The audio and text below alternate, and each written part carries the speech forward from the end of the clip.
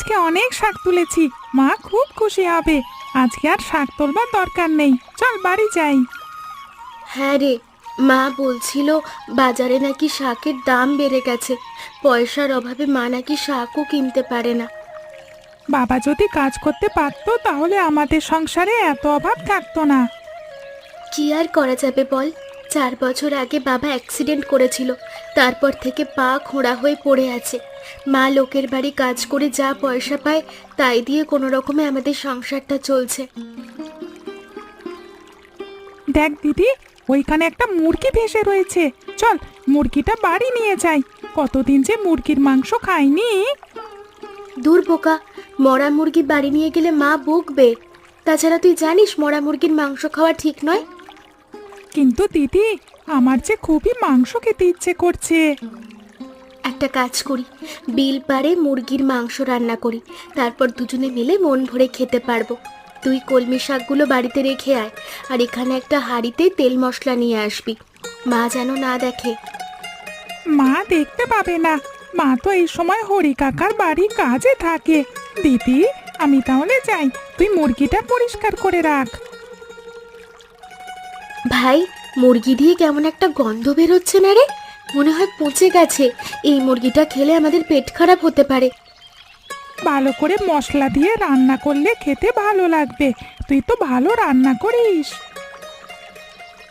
এত ভালো করে রান্না করলাম, তারপরও কেমন যেন একটা পচা পচা গন্ধ বের হচ্ছে। একটু গন্ধ করছে, তবে আমার কাছে কিন্তু বেশ ভালোই লাগছে। দিদি, খাওয়া শেষ, এবার বাড়ি চল। এতক্ষণে মা হয়তো বাড়ি চলে এসেছে। হ্যাঁ রে, এবার বাড়ি যেতে হবে। ওগো শুনছো, দিয়া আর জয় তো আবার বমি করলো। সেই সকাল থেকে কতবার যে বমি করছে তার ঠিক নেই। সারাদিন কিছু খায়ও নি। হঠাৎ করে দুই ভাই বোনের কি হলো বলো তো? আরে এত চিন্তা করছো কেন? হয়তো বদ হজম হয়েছে। অনেক সময় না খেয়ে থাকলে বা উল্টো পাল্টা কিছু খেলে এমন হয়। একটু বেশি করে জল খেলেই ঠিক হয়ে যাবে। ব্যাপারটা তো আমারও ঠিক ভালো লাগছে না। বদহজম হলে কি এমন হয় নাকি? ওদের তো পেটেও খুব ব্যথা করছে। আমার মনে হয় রাতটা গেলে ঠিক হয়ে যাবে। কোনো কিছু হলে তো সাথে সাথে কমে না, একদিন তো সময় লাগবেই। ছেলে মেয়ে দুজনেই অসুস্থ হয়ে পড়ে আছে, আর তুমি দেখছি কোনো গুরুত্বই দিচ্ছ না। এইভাবে বমি করতে থাকলে তো ওরা আর উঠে বসতেই পারবে না। ওরা অসুস্থ আর আমি গুরুত্ব দেব না? আমি একজন অক্ষম মানুষ, চাইলেও ওদের জন্য কিছু করতে পারবো না। খুব চিন্তা হচ্ছে গো আমার। রাতে যদি কোনো সমস্যা হয় তাহলে কি হবে? আমি ওদের কষ্টটা সহ্য করতে পারি না। ও বাবা, এখন আবার ঝড় শুরু হয়ে গেল। তুমি ঘরে যাও, ছেলে মেয়েদের পাশে থাকো। আমি নরেন ডাক্তারের বাড়ি যাচ্ছি, ওষুধ নিয়ে আসি। এই ঝড়ের মধ্যে কিভাবে যাবে তুমি? সকালে যেও। না গো, সকাল পর্যন্ত অপেক্ষা করতে পারবো না। আমি গেলাম। সব শেষ হয়ে গেল মিনতি। এক রাতের ঝড়ে আমার সব শেষ হয়ে গেল। এতগুলো মুরগি মরে গেল, আমি তো একেবারে পথে বসে গেলাম। সত্যি খুব খারাপ অবস্থা। এত মুরগি একসাথে মারা যাবে ভাবতেই পারিনি। তুমি জানো না এই ফার্মটা করতে আমি কত টাকা ঋণ নিয়েছি। এখন যদি সব মুরগি মরে যায় তাহলে আমি কিভাবে সেই টাকা শোধ করব? এইভাবে বসে চিন্তা করতে থাকলে তো আর সমস্যা মিটবে না। কিছু একটা ভাবতে হবে। কি ভাববো? সব মুরগি তো মরে গেছে, এগুলো কেউ কিনবেও না। ফেলে দেওয়া ছাড়া আর উপায় নেই। কি বললো কিনবে না? কৌশলে বিক্রি করতে হবে। মানে মরা মুরগিকে কিনবে বলো তো? যদি আমরা এগুলো ভালো করে পরিষ্কার করি, তারপর ছোট ছোট টুকরো করে দিই, তাহলে তো বোঝাই যাবে না টুকরো করা মুরগির মাংস বিক্রি করব। কিন্তু এগুলো তো মরা মুরগি, মানুষ যদি বুঝে ফেলে? বুঝবে কেন? আমরা তো মাংস টুকরো করে বিক্রি করব। দেখবা বিক্রি আরো বেশি হবে। তবে লোকজন দেখে ফেলার আগে মুরগিগুলো এখান থেকে সরাতে হবে। যা করার ভেবেচিন্তে করতে হবে, পরে ধরা পড়লে বিপদ হয়ে যাবে। আরে ধুর, এত চিন্তা করলে কি ব্যবসা করা যায়? বাজারে তো টুকরো করা মুরগি মাংস বিক্রি হয়। সেগুলো মরা মুরগি কি জীবিত মুরগি কেউ কি জানে নাকি? সে তুমি ঠিকই বলেছো। শোনো, তাহলে যা করার তাড়াতাড়ি করতে হবে, দেরি করলে মুরগি পৌঁছে যেতে পারে। এই তো এখনই শুরু করব। আর একটা কথা, কেজিতে 5 টাকা কমে বিক্রি করতে হবে, তাহলে দ্রুত বিক্রি হবে। ডাক্তারবাবু, আপনি এইদিকে? হ্যাঁ, এইদিকেই যাচ্ছিলাম। গ্রামের মানুষ অসুখে ভুগছে, ডায়রিয়া আর বমি হয়ে অনেকে অসুস্থ হয়ে পড়েছে, তাই রোগীদের দেখতে যাচ্ছি। এই কয়েকদিন ধরে অনেকের কাছে শুনছি সবাই অসুস্থ হয়ে পড়ছে। ব্যাপারটা খুব চিন্তার। কয়েকটা বাড়িতে গিয়ে দেখলাম একই সমস্যা, বমি, ডায়রিয়া আর পেট ব্যথা। মনে হচ্ছে যেন মহামারীর মতো ছড়িয়ে পড়ছে। তা ডাক্তারবাবু, আমার ছেলে জয় আর মেয়ে দিয়া, ওরা তো খুব অসুস্থ হয়ে পড়েছিল। আপনার ওষুধ খাওয়ার পর এখন ভালো আছে। ভালো হয়েছে শুনে আমি খুশি হলাম। ওদের শরীর এখন ঠিক আছে তো? হ্যাঁ ডাক্তারবাবু, এখন অনেকটাই ভালো। তবে সেদিন আমি খুব ভয় পেয়ে গিয়েছিলাম। এত বমি করছিল, আমার তো মনে হচ্ছিল বড় কিছু হবে। কিন্তু ডাক্তারবাবু, হঠাৎ করে এরকম মহামারী কেন শুরু হলো? এমন সাধারণত খাবারের কারণে হয়। বিশেষ করে যদি কেউ পচা বা দূষিত খাবার খায়, তাহলে এমন বমি আর ডায়রিয়া শুরু হতে পারে। অনেক সময় জলের মাধ্যমে এমন রোগ ছড়িয়ে পড়ে। খাবার জল থেকে এমনটা হতে পারে? অবশ্যই পারে। সবাইকে বিশুদ্ধ জল খেতে হবে, তাহলে এই ধরনের মহামারী থেকে মুক্তি পাওয়া যাবে। আগে কখনো তো এমন মহামারী গ্রামে হয়েছে বলে মনে পড়ে না। হ্যাঁ, ঠিক বুঝতে পারছি না কেন এমন হচ্ছে। সে যাকে, আমাকে যেতে হবে। ওই সামনের বাড়ি 2জন রুগী আছে, ওদের দেখে তারপর বাড়ি যাব।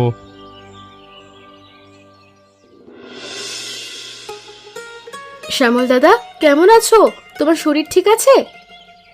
আরে মিনতি, আরে এসো এসো, বসো। কি খবর তোমাদের? খবর আর কি, এই তো বাজার থেকে ফিরছি, ভাবলাম তোমাদের বাড়িতে একটু ঢু মেরে যাই। ভালো করেছো, অনেকদিন পরে এদিকে এলে। গ্রামের সবাই তো আমাদের কাছ থেকে মাংস কিনছে, তোমরা এখনো কিনলে না কেন? আমাদের মাংস কিন্তু অনেক সুস্বাদু, একবার খেলে বারবার খেতে ইচ্ছে করবে। মিনতি, তোমার তো সবই জানা। মাংস কিনে খাবার মতো অবস্থা কি আমাদের আছে? সংসারটা কোনো রকমে চলছে, দুবেলা ভাত জোটানোটাই কষ্ট হয়ে যায়, সেখানে আবার মাংস। তোমরা কি ভাবছো আমি বুঝি না তোমাদের অবস্থা? তাই তো বলছি, আমরা এখন কেজিতে 5 টাকা কমে মাংস বিক্রি করছি, সবাই যাতে কিনতে পারে। তবুও তো টাকা লাগে মিনতি, 5 টাকা কম হলেও তো টাকা দিতে হবে। টাকা পরে দিলেই হবে, এই মাংস আমি রেখে যাচ্ছি, তোমাদের হাতে যখন টাকা থাকবে তখন একজন দিয়ে এসো। মিনতি কাকি, আমরা মাংস খাবো না গো, তুমি নিয়ে যাও। কেন রে, মাংস খেতে ভালো লাগবে নাকি? তা কি খাবি? মাংস কিনে খেতে তো পয়সা লাগে। ভালো তো লাগে, কিন্তু মা তো বাড়িতে নেই, মা না থাকলে আমরা কিছু কিনি না, আর আমাদের কাছে এখন পয়সাও নেই। আরে বোকা মেয়ে, পয়সা তোরা পরে দিলেও হবে, আমি কি আজই পয়সা চেয়েছি? না না মিনতি, তা কি করে হয়? টাকা ছাড়া জিনিস নেওয়া ভালো না। তুমি নিয়ে যাও, আমরা মাংস খেতে চাই না। এই আমি মাংস রেখে গেলাম, আজকে দুপুরে রান্না করিস। বাবা, এই মাংস ফেরত দিয়ে আসবো, জোর করে দিয়ে গেলেই কি হলো? মাংস মনে হচ্ছে ভালো না, কেমন যেন গন্ধ বের হচ্ছে। ওদের ফার্মের মুরগির মাংস খারাপ হবে কেন? দিয়ে গেছে যখন, ফেরত দেওয়ার দরকার নেই। অনেকদিন মাংস খাওয়া হয়নি, ভালো করে রান্না করো। ঝড় বৃষ্টিতে মরে যাওয়া মুরগি সব বিক্রি হয়ে গিয়েছিল। এখন তো মরা মুরগি আর বিলের জলে ফেলে দেওয়া হয় না, সব বিক্রি করে দিই। মিনতি, তোমার বুদ্ধি খুব কাজে লেগেছে। প্রায় 2-1টা করে মুরগি মারা যায়, আমরা যদি মরা মুরগি ফেলে দিই তাহলে তো আমাদের লস হয়ে যাবে গো। আজকের মাংস ভাবছি ভ্যানে করে দক্ষিণ পাড়ার দিকে নিয়ে যাব। দক্ষিণ পাড়ার লোকজন ধনী আছে, নিয়ে যাওয়ার সাথে সাথে মাংস বিক্রি হয়ে যাবে। আমাদের গ্রামে নতুন রোগ হয়েছে, একেবারে মহামারীর আকার ধারণ করেছে। আমরা যবে থেকে কাটা মুরগি বিক্রি করছি তবে থেকেই মহামারী শুরু হয়েছে। আমাদের মুরগির মাংস কেমন হচ্ছে না তো? আরে বাবা, আমরা তো পচা মুরগির মাংস বিক্রি করছি না, আমরা বিক্রি করছি মরা মুরগি। মরা মুরগি খেলে ডায়রিয়া হয়। তো তোমাদের মাংস দেওয়া মাংস খেয়ে আমার বাবার ডায়রিয়া হয়েছে, তোমরা পচা মুরগি বিক্রি করো। একদম ফালতু কথা বলবি না। আমরা পচা মুরগি বিক্রি করতে যাব কেন রে? দেখছিস না আমাদের ফার্মে বড় বড় মুরগি ঘুরে বেড়াচ্ছে। তাহলে আমার বাবা অসুস্থ হলো কেন? এই মাংস একমাত্র আমার বাবা খেয়েছে, আর বাবাই অসুস্থ হয়ে পড়েছে। আমরা তিনজন খাইনি বলে আমাদের কিচ্ছু হয়নি। তোমাদের আমি পয়সা দিতে পারবো না। পয়সা দিবি না মানে? পয়সা না দিলে গ্রামে তোদের নামে বিচার বসবে। আমিও সবাইকে বলবো যে তোমরা পচা মুরগি বিক্রি করো। পচা না হলে কেউ 5 টাকা কমে মুরগি বিক্রি করে? ওগো, আমরা বিপদে পড়ে যাব না তো? আজকে না হয় বিক্রি বাদ দাও। কিচ্ছু হবে না, তুমি ভয় পেও না। আমি তো কয়েকদিন ধরে গ্রামের অনেক রোগী দেখছি, কিন্তু আজকাল যে পরিমাণে মানুষ অসুস্থ হয়ে পড়ছে তা সত্যি খুব চিন্তার বিষয়। প্রতিদিন নতুন নতুন রোগী আসছে। ডাক্তারবাবু, আমার স্বামীকে একটু দেখুন না। সকাল থেকে কতবার করে যে বমি আর পায়খানা করেছে তার হিসেব নেই। হ্যাঁ, আমি বুঝতে পারছি ওর শরীরে অনেকটা জল কমে গেছে। বেশি ডায়রিয়া হলে শরীর দ্রুত দুর্বল হয়ে পড়ে, তাই আমি স্যালাইন দিয়েছি। এতে শরীরে কিছুটা শক্তি ফিরে আসবে। ডাক্তারবাবু, দিয়ার বাবা সুস্থ হয়ে যাবে তো? আমার খুব ভয় করছে। ওর যদি কিছু হয়ে যায় তাহলে আমি বাচ্চাদের নিয়ে কি করব? এখনই ভয় পেয়ে যাবার মতো কিছু হয়নি, তবে অবস্থা একেবারে ভালো বলা যাচ্ছে না। শরীরে জলশূন্যতা অনেক বেড়ে গেছে, তাই খুব সাবধানে থাকতে হবে। আমি কি করব ডাক্তারবাবু, আপনি বলুন না, আমি সব করব, শুধু ওকে সুস্থ করে দিন। ওকে বারবার স্যালাইন খাওয়াতে হবে, শরীরে জল ফিরিয়ে আনতে হবে, ওনাকে ভাতের মার আর বেশি করে স্যালাইন খাওয়াতে হবে। মুখে কিছু দিলেই বমি করছে, এই ভয় কিছু দিতেও পারছি না। তারপরও বারবার খাওয়াতে হবে, বারবার না খাওয়ালে বিপদ হয়ে যেতে পারে। আমি এখন যাচ্ছি, বিকেলে এসে আবার দেখে যাব।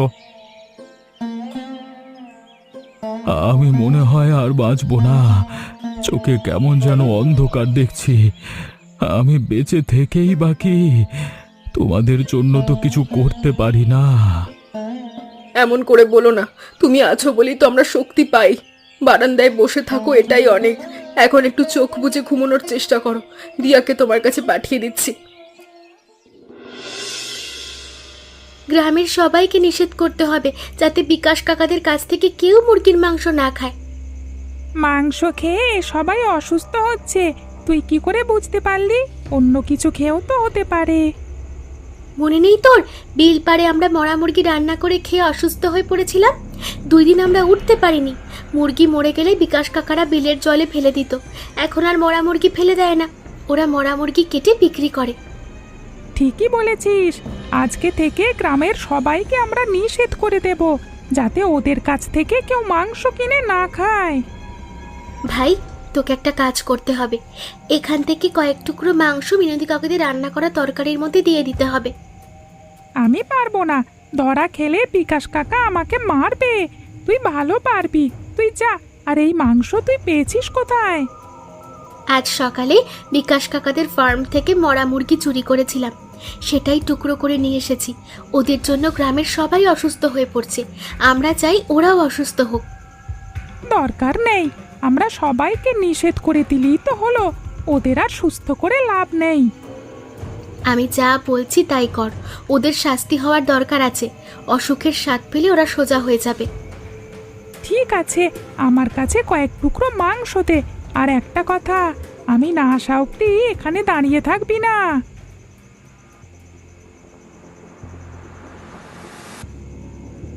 জয়, তুই এখানে কেন? চুরি করতে এসেছিস? সেদিন তোর বোন আমাদের যেভাবে অপমান করলো, তাতে করে তোদের সাথে আর কোনো সম্পর্ক রাখা উচিত না। কাকি, আমার দিদি ভুল করেছিল, ও আর কোনো দিন তোমাদের সাথে এমন ব্যবহার করবে না। ঠিক আছে ঠিক আছে, এখন বল তুই এখানে কেন? সত্যি করে বল তো, কি মতলবে এসেছিস? আমি মাংস কিনতে এসেছি, আধা কেজি মুরগির মাংস নেব। এখন মাংস নেই। মাংস নিতে হলে আস্ত একখানা মুরগি নিতে হবে, আর আধা কেজি নিতে হলে কাল সকালে আসতে হবে। আচ্ছা, আমি কালকে সকালে আসবো।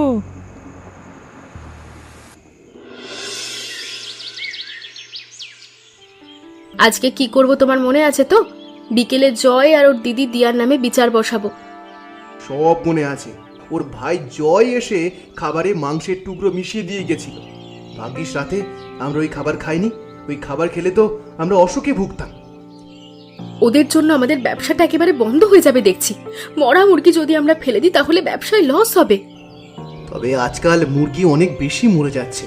আগে তো কয়েকদিন পর পর একটা করে মুরগি মারা যেত, আর এখন রোজ 2-3টা করে মুরগি মারা যাচ্ছে। এইভাবে মুরগি মারা গেলে তো হবে না। মরলে মরুক, আমাদের বিক্রি তো থেমে যাচ্ছে না। দিন দিন কাটা মুরগির চাহিদা অনেক বেশি। আজকাল আস্ত মুরগি কেউ নিতে চায় না। আমাকে এবার যেতে হবে, বেশি দেরি হলে আবার পৌঁছে যেতে পারে। এমনিতেই গ্রামের লোকজন সন্দেহ করা শুরু করে দিয়েছে। সন্দেহ করলেই হলো, কেউ প্রমাণ করতে পারবে আমরা মরা মুরগি বিক্রি করছি? বিক্রি করে আসার সময় গ্রামের সবাইকে বিকালে বটতলায় আসতে বলবো। ওদের দুজনের বিচার না হওয়া অবধি শান্তি পাচ্ছি না।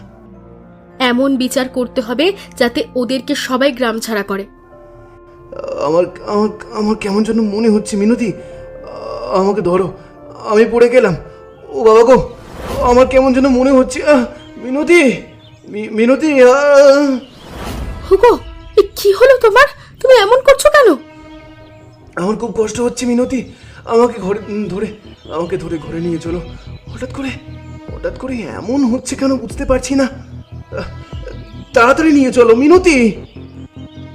একটু শান্ত হও, আমি নিয়ে যাচ্ছি। কিন্তু মাংস তো বিক্রি করাই হলো না, এখন কি হবে? রাখো তোমার মাংস, আগে আমি সুস্থ হয়ে উঠি। তোদের বাবা এইভাবে আমাদের ছেড়ে চলে যেতে পারলো? উনি যে আমাদের মাথায় ছাতা হয়েছিল। দিয়া, এখন আমাদের কি হবে? আমরা যে খুব একা হয়ে গেলাম। সব কিছু হয়েছে মিনতি কাকিদের জন্য। ওদের আমি ছাড়বো না। ওরা পচা মাংস বিক্রি করে গ্রামে মহামারী ঢুকিয়েছে। গ্রামের সবাইকে নিষেধ করে দিয়েছি, ওদের কাছ থেকে আর কেউ মাংস কিনবে না। ওরা ঠিক ভুলিয়ে ভালিয়ে মাংস বিক্রি করবে। গ্রামের গরিব মানুষ সস্তায় মাংস পেলে তো কিনবেই। দিদি, এখন ওসব কথা রাখ। আমাদের বাবা চলে গেছে, এখন ওইসব নিয়ে ভাবতে ভালো লাগছে না।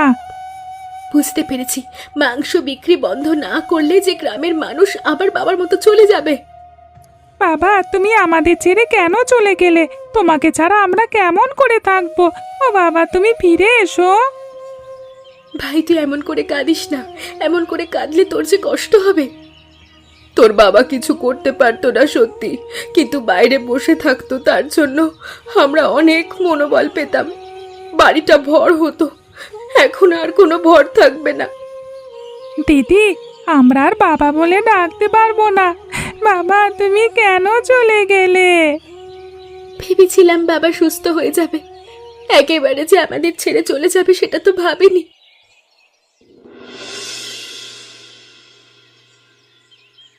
ভয়ের কিছু নেই, 2-1 দিনের মধ্যে পুরোপুরি সুস্থ হয়ে যাবে। আমি ওষুধগুলো দিয়ে গেলাম, নিয়ম করে খাওয়াতে হবে। আর একটা কথা, লোক মুখে শুনলাম তোমরা মরা মুরগি বিক্রি করো। এটা যেন আর না হয়। আমি যদি ভবিষ্যতে আর কোনোদিন শুনি মরা মুরগি বিক্রি করেছো, তাহলে তোমাদের আমি পুলিশে দেব। হ্যাঁ, ভুল হয়ে গেছে আমাদের। আমরা আর কোনোদিন এই ধরনের কাজ করব না। অবৈধভাবে বেশি লাভ করতে গেলে ক্ষতি বেশি হয়। এমন ক্ষতি হবে সেটা আর সামলাতে পারবে না। হ্যাঁ, তোমার অবস্থা এমন হয়েছিল, বাঁচবার উপায় ছিল না। যাক, ওপরওয়ালার ইচ্ছায় তুমি সুস্থ হয়ে উঠেছো। আমি ভুল বুঝতে পেরেছি, আমাকে আর এইসব বলে লজ্জা দিবেন না। আমি গ্রামের সবার কাছে মাপ চাইব। ডাক্তারবাবু, আমাদের ভুল হয়ে গেছে। আমরা আর কোনোদিন পাপ কাজ করব না। পাপ কাজ করলে ফল ভালো হয় না। তোমাদের কাছ থেকে মাংস কিনে খেয়ে বেচারা শ্যামল পরপারে চলে গেছে। গ্রামের কয়েকজন বৃদ্ধ মৃত্যু মুখে। হ্যাঁ, আমরা আজকে শ্যামল দাদাদের বাড়িতে যাব। এখন থেকে প্রতি মাসে ওদের কিছু করে সাহায্য করব। কথা দিলাম, আমরা সারা জীবনের জন্য ভালো হয়ে যাব। যাক, তোমাদের কথা শুনে ভালো লাগলো। এবারে আমি আসি, কালকে সকালে এসে আবার দেখে যাব। তবে আর কোনো ভয় নাই, কালকে থেকে স্বাভাবিক খাবারও খেতে পারো।